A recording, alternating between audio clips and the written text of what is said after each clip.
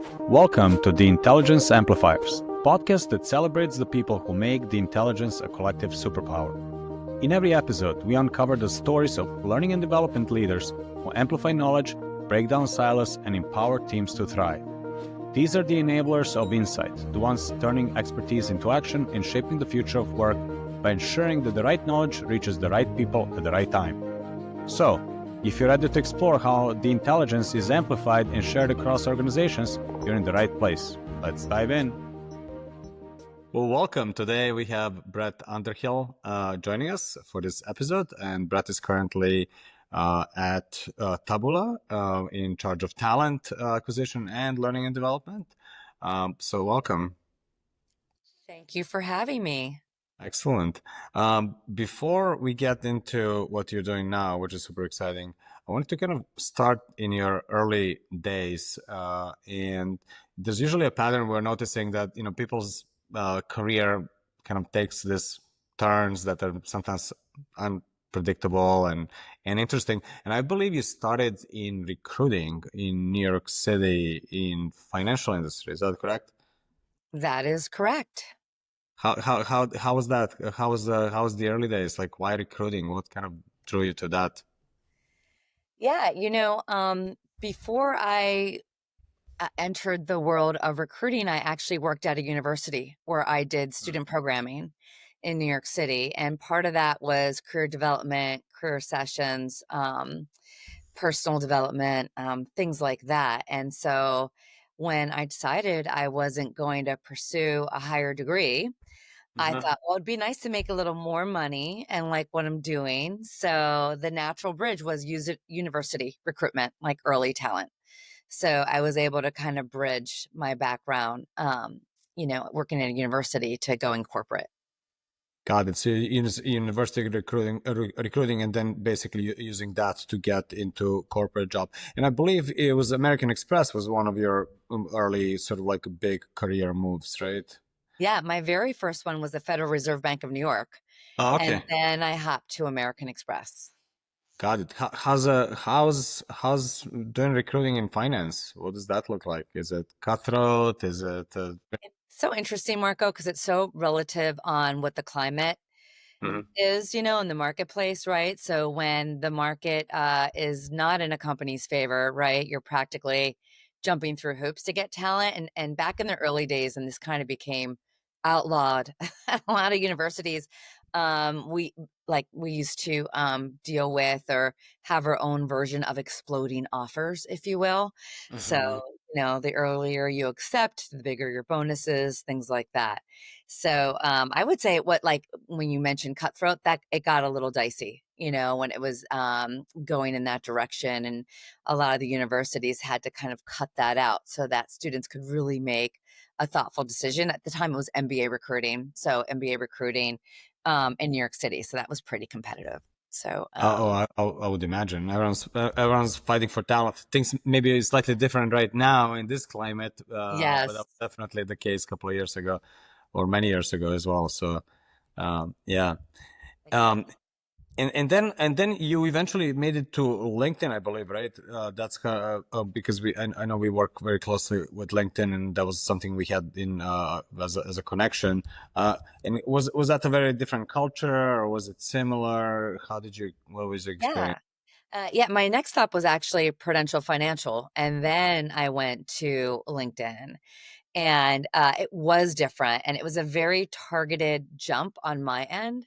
I knew that I had grown up pretty much in financial services, and then the work I happened to be doing, at the time was mainly like considered high tech, sort of in the digital landscape because I was overseeing employment recruiting programs and employment branding, which was, going digital sort of in every facet you can think of. I'm totally dating myself here. But anyway, LinkedIn was, a key partner. And, I started serving on customer advisory boards, speaking at their conferences.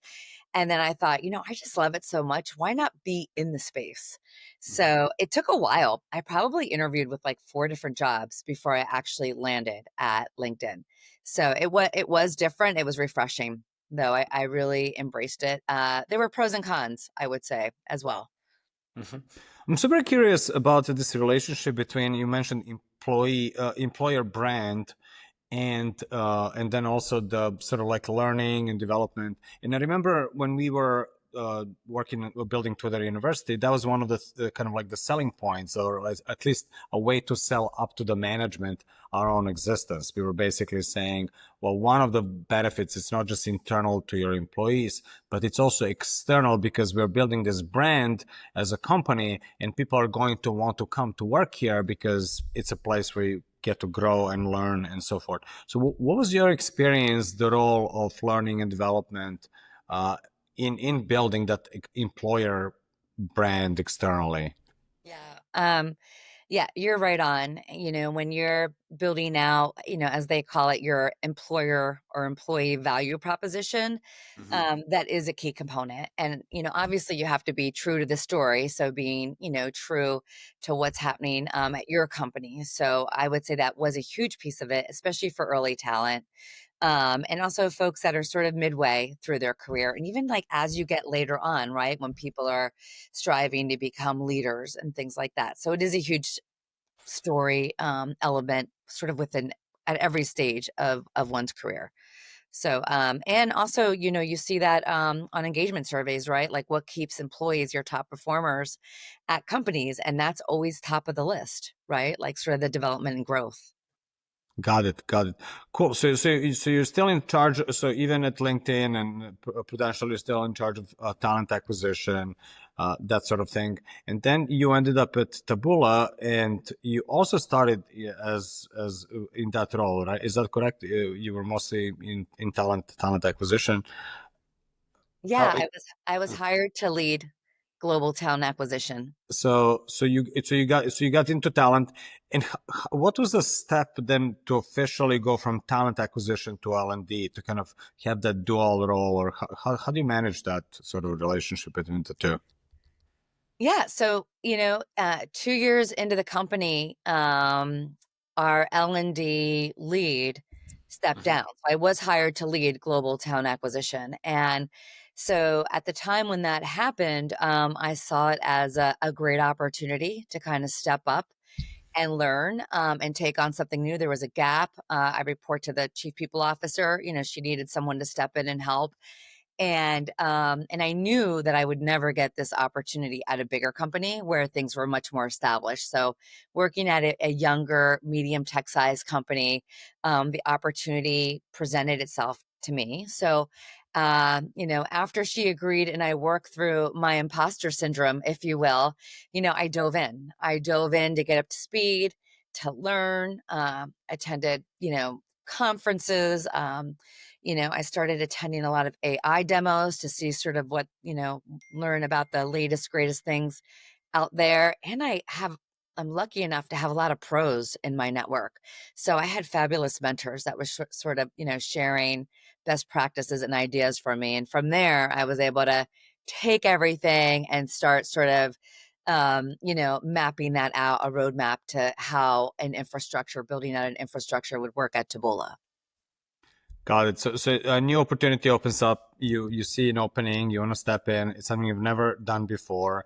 And I remember asking you about this. Like, how did you learn? How did you learn the ropes? Right? Like, I get it. You sort of had a ton of experience and background and success in talent acquisition, but this was relatively new to you.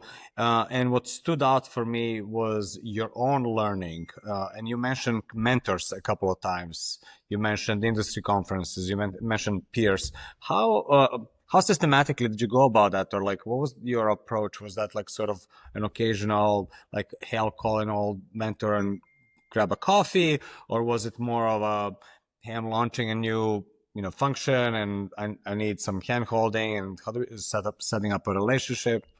Can you speak to that, your own growth as an L&D leader there?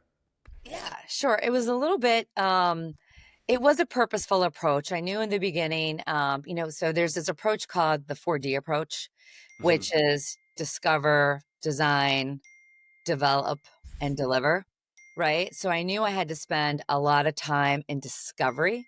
And part of the beginning was sort of doing this, like reaching out to folks, and understanding, doing a lot of research myself and all the other things that I had just mentioned, coupled with discovery internal, right? Like doing a needs assessment of all our key businesses and our execs and kind of really diving in deep to see what the needs were of the company and then prioritizing, right? Because in a way, I mean, there was really nothing. So sky was the limit.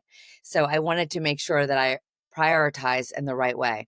So it was a little bit of internal needs assessment with like seeing what was out there in the marketplace and then prioritizing what we're going to focus on for year one. Got it. So figuring out what the issues are, blank slate, and then figuring out what are the initial programs. And I remember you mentioned a couple of them to me. I think there was something about global management. There was women in leadership, some formal learning and e-learning, strategy building, etc. Like, how did these programs come about? How did you kind of like envision them? What are they? What do they look like? And how did you like sort of like prioritize, this quarter or this year, I'm going to focus on this and that, and not starve everything else? Yeah. I mean, the word that you just said, prioritize, is so important because, our budget was limited as well. So I knew that whatever, I sort of put together to socialize with leadership, that it had to be scalable as well because we are a global, geographically dispersed company. So there were actually four things that I was able to sort of, peel back what we needed to focus on. So one you mentioned.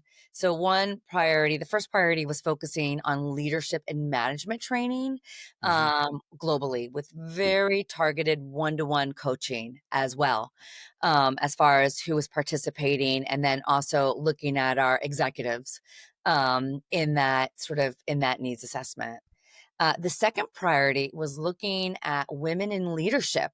We knew that we wanted to increase representation of women in the leadership. So we developed and we launched our very first 6-month global women's leadership program with about 20 women from around the world to give them exposure and then the tools to lead with impact. So that we're just finishing that up for the first cycle. Uh-huh. And the third priority, and again, with scaling our budget, was building out a self-led e-learning platform, something that we could launch on a global level and develop business needs based learning paths or journey so that folks had the flexibility to do what they needed to in their time zones.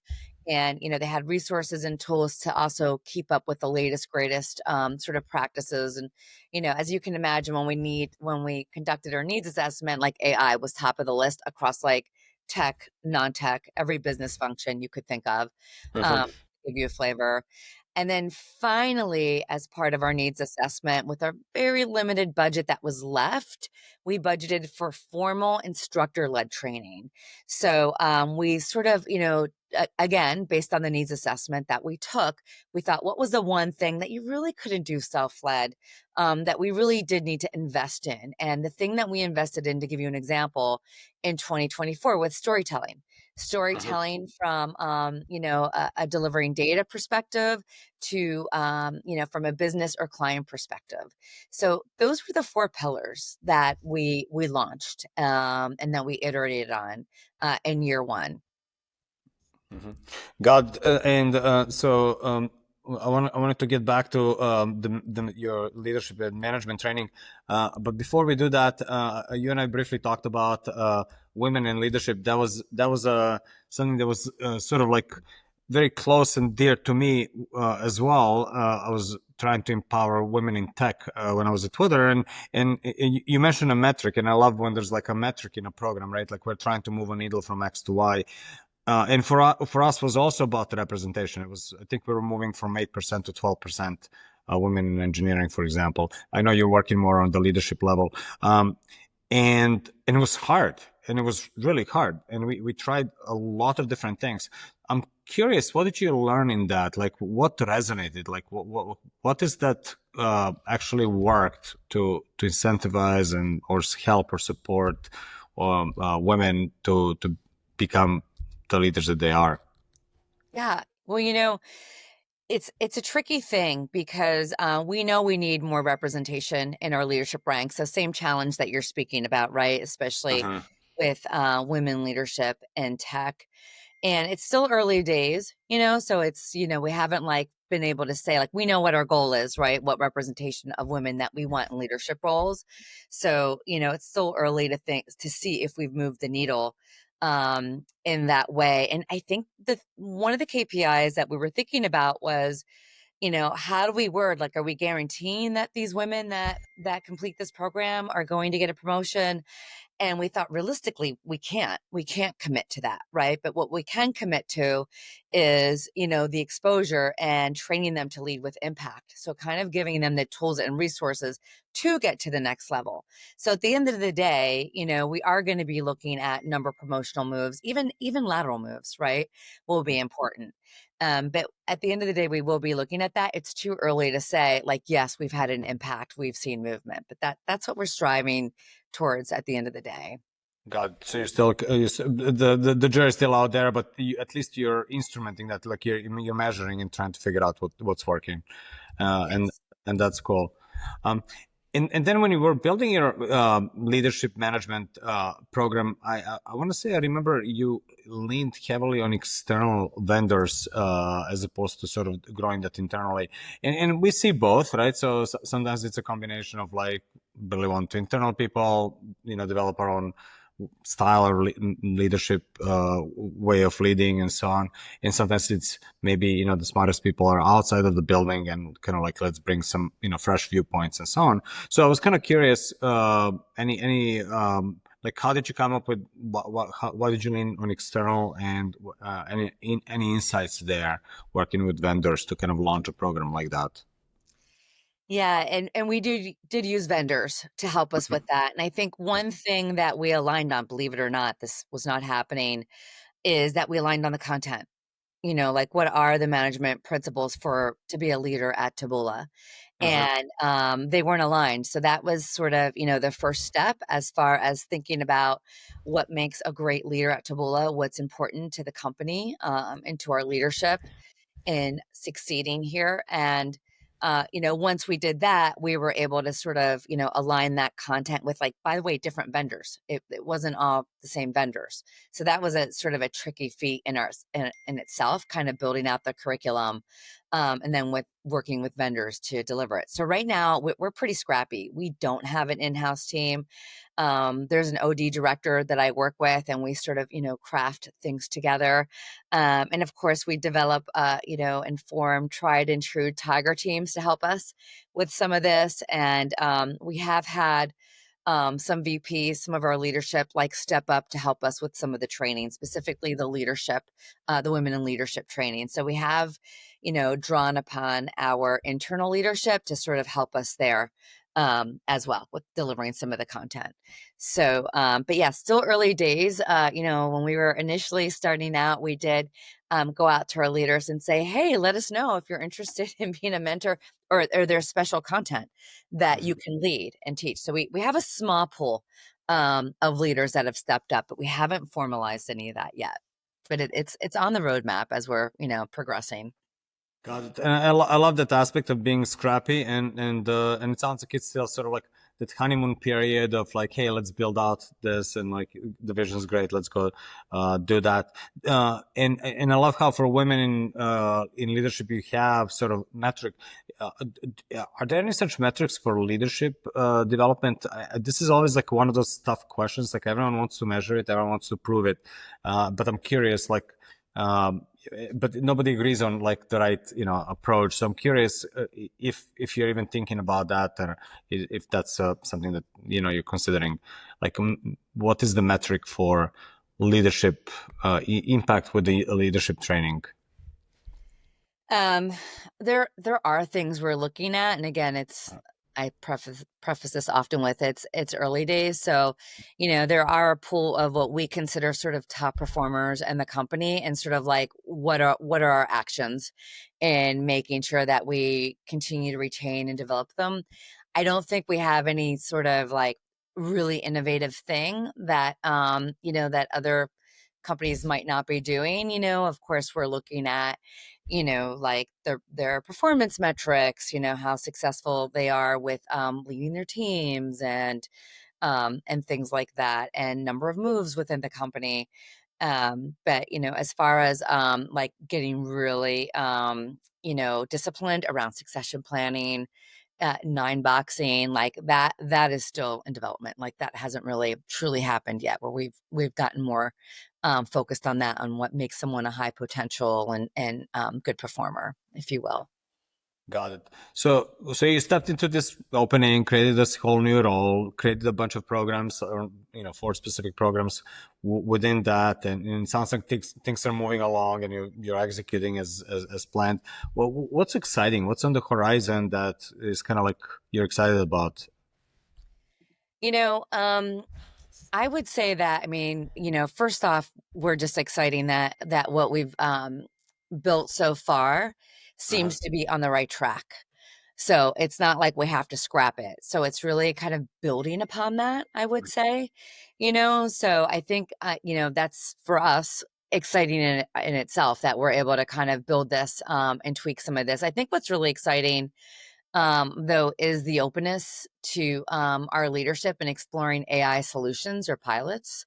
Uh-huh. So, I think a lot of my peers right now, we're in the throes of kind of trying to figure it out, and also determine like what's automated, what's AI, what's really going to make a difference. So, some of the things that we're looking at is, to experiment a bit more with like custom learning paths that are driven by AI cues. The platforms that we have in place right now, they're launching those capabilities themselves. So if we're able to kind of mirror that, or, sort of marry that to the needs that we have, we're excited about that potential. We're also excited about getting involved in more microlearning, but microlearning via text messages, where training's also driven by cue-based AI, AI responses or to our needs. So that's another thing, all via text message, right? Not sitting at a laptop. Not, it could be via your phone, but it's just sort of easy, just microbyte, in a 5 minute sort of period. So that's one thing we're starting to explore. And the other thing, we're not ready for all of this yet. But one thing we're keeping our eye on is there's some pretty interesting prototypes of like uh, bot lifelike coaches. It's kind of scary. I don't know if you've ever seen any of these demos, Marco, but it's Mhm. pretty remarkable how human like a lot of these offerings are. So I'm excited about all of that, and my company's appetite to try and test these things. And the beautiful thing that I'm finding with some pilots we did early on is a lot of vendors are open to free pilots. Mm. So, I think that kind of makes things even more accessible. So, especially when your budget is limited. Yeah, yeah. I remember you mentioning the pilots, and you just kind of like totally being open to and being curious about what's on the forefront of technology when it comes to L&D, and micro learning and bot like experience and all that.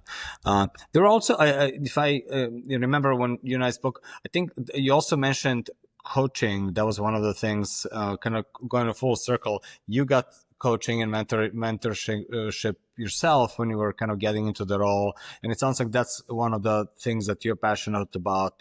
So how does coaching play out in this like future, especially in the future where you also have an AI coach or bot or whatever you want to call it? uh, how's the human in the loop playing out? Yeah, well, I think that's really one of the objectives of all the management and leadership training, right? Like training our people to also be coaches. That's part of the content, sort of, building it more into the DNA of the company, with not just the formal performance reviews, but our regular syncs and things like that. So there are things we're doing with performance management that we're kind of trying to build it in more and more on sort of the human, element per se. But then also, right, like some folks that might want a little extra, like interesting things you can do with bot, like on your own.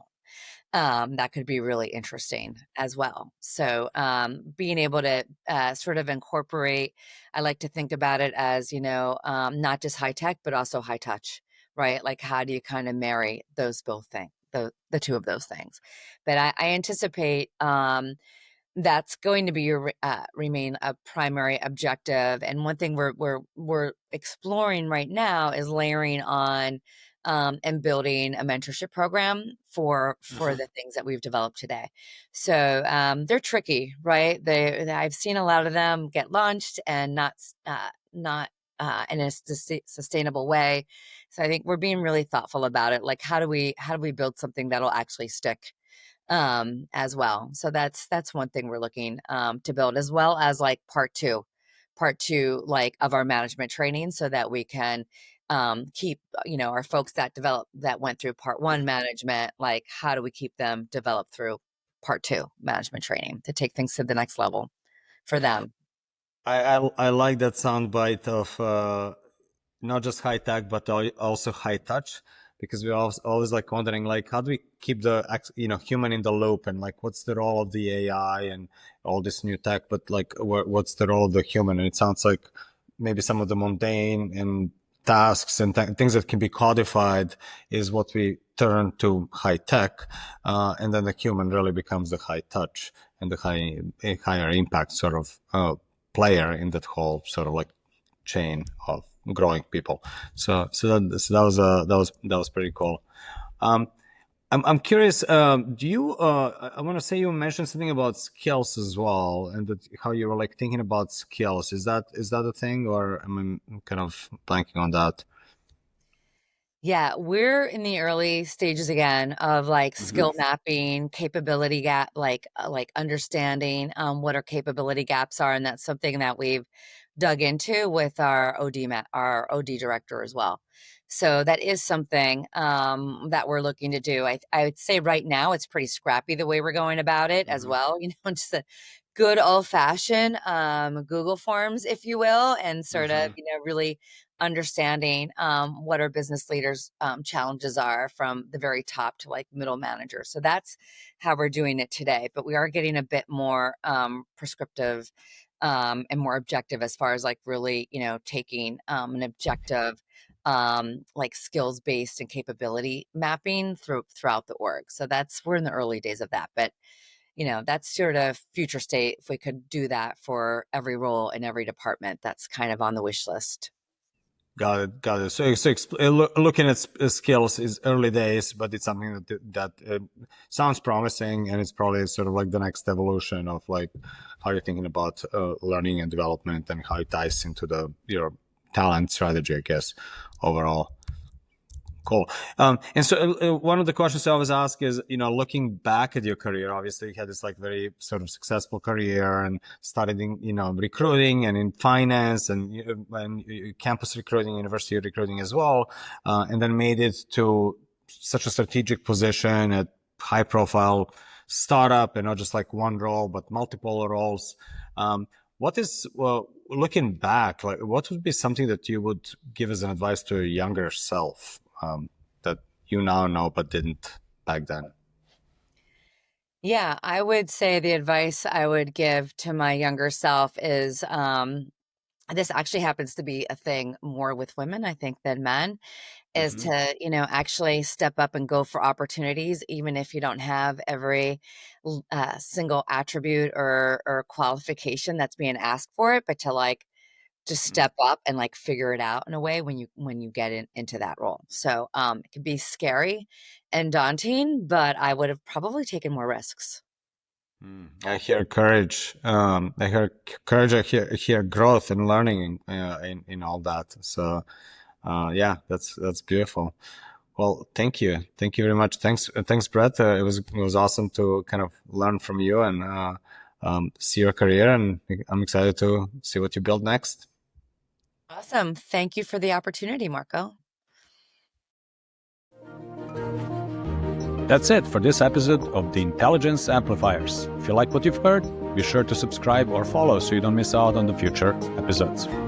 And if you're interested in being a guest or have a question, check out the episode description for how to reach us. Also, don't forget to check out Plus Plus, the platform that makes collective intelligence at scale possible. Find out more at plusplus.co. Thank you for listening, and until next time, keep amplifying.